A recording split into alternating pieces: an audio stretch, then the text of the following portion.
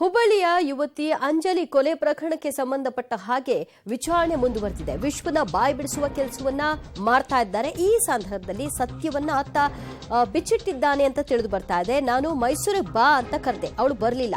1000 ರೂಪಾಯಿ ಅಕೌಂಟ್ಗೆ ಹಾಕಿದ್ದೆ. ಸೊ ಆನಂತರ ಬ್ಲಾಕ್ ಮಾಡಿದ್ಲು. ಆ ಕಾರಣಕ್ಕಾಗಿ ಅವಳನ್ನ ಕೊಂದೆ ಅಂತ ಆತ ಹೇಳ್ಕೊಂಡಿದ್ದಾನೆ.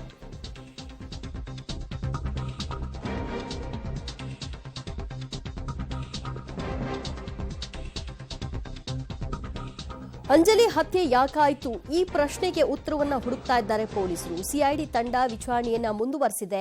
ಆರೋಪಿ ವಿಶ್ವನಿಂದ ಹಂತಕ ಯಾವ ಕಾರಣಕ್ಕಾಗಿ ಈ ಹತ್ಯೆ ಮಾಡ್ದ ಅನ್ನುವಂತಹ ಅಂಶವನ್ನ, ರಹಸ್ಯವನ್ನ ಭೇದಿಸುವ ಕೆಲಸವನ್ನ ಮುಂದುವರೆಸಿದೆ. ನಾನು ಮೈಸೂರಿಗೆ ಬಾ ಅಂತ ಕರೆದೆ, ಅವಳು ಬರಲಿಲ್ಲ. ಅವಳು ಬಾರ್ದಿದ್ದಕ್ಕೆ ಕೊಲೆ ಮಾಡಿದೆ ಅಂತ ಆತ ವಿಚಾರಣೆ ಹಂತದಲ್ಲಿ ಹೇಳಿಕೆಯನ್ನ ಕೊಟ್ಟಿದ್ದಾನೆ. ಜೊತೆಗೆ ಕೊಲೆಯಾಗುವ ಹಿಂದಿನ ದಿನ ಆಕೆಗೆ ನಾನು ಆನ್ಲೈನ್ ಮೂಲಕವಾಗಿ 1000 ರೂಪಾಯಿ ಅಕೌಂಟ್ಗೆ ಕಳಿಸಿದ್ದೆ. ದುಡ್ಡು ತಗೊಂಡ ನಂತರದಲ್ಲಿ ಆಕೆ ನನ್ನ ನಂಬರ್ನ ಬ್ಲಾಕ್ ಮಾಡಿದ್ಲು. ಇದೆಲ್ಲವೂ ಕೂಡ ನನಗೆ ಕೋಪಕ್ಕೆ ಕಾರಣವಾಗಿತ್ತು ಅಂತ ಆತ ಹೇಳ್ಕೊಂಡಿದ್ದಾನೆ. ಈ ಬಗ್ಗೆ ಮತ್ತಷ್ಟು ಮಾಹಿತಿ ಕೊಡ್ತಾರೆ ನಮ್ಮ ಪ್ರತಿನಿಧಿ ಸುನಿಲ್.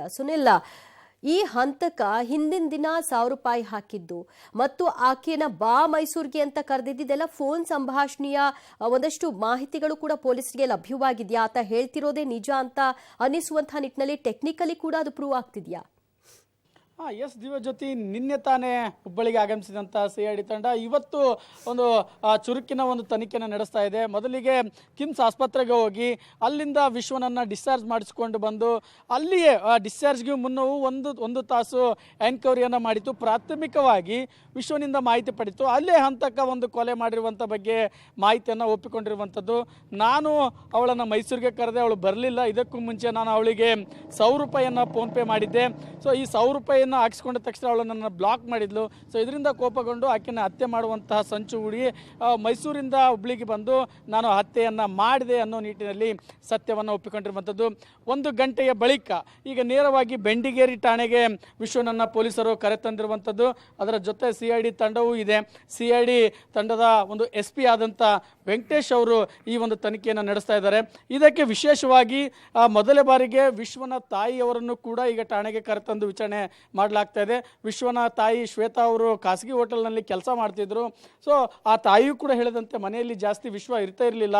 ಸೊ ಈ ಒಂದು ನಿಟ್ಟಿನಲ್ಲಿ ನಾವು ಆತನ ಬಗ್ಗೆ ಚಿಂತೆ ಮಾಡ್ತಾ ಇರಲಿಲ್ಲ ಅಂತ ಹೇಳಿದರು. ಸೊ ಹೀಗಾಗಿ ಇವರಿಬ್ಬರ ನಡುವೆ ಸಂಬಂಧ ಏನಿತ್ತು ಮತ್ತು ಮತ್ತೊಂದು ಹೇಳಿಕೆಯನ್ನು ಹೇಳಿದ್ಲು, ಅವರಿಬ್ಬರು ಮದುವೆ ಆಗ್ತಾರೆ ಅಂತ ನಾವು ಸುಮ್ಮನೆ ಇದ್ವಿ. ಸೊ ಹೀಗಾಗಿ ನಾವು ಅವ್ರ ಮದುವೆ ಆಗ್ಬೋದು ಅನ್ನೋ ನಿಟ್ಟಿನಲ್ಲಿ ಸೊ ಇವರಿಬ್ಬರ ನಡುವಿನ ಸಂಬಂಧವನ್ನು ಕೂಡ ವಿಚಾರಣೆ ಮಾಡುವಂಥದ್ದು ಇಲ್ಲಿ ದೃಶ್ಯಾವಳಿಗಳಲ್ಲಿ ನೋಡ್ಬೋದು.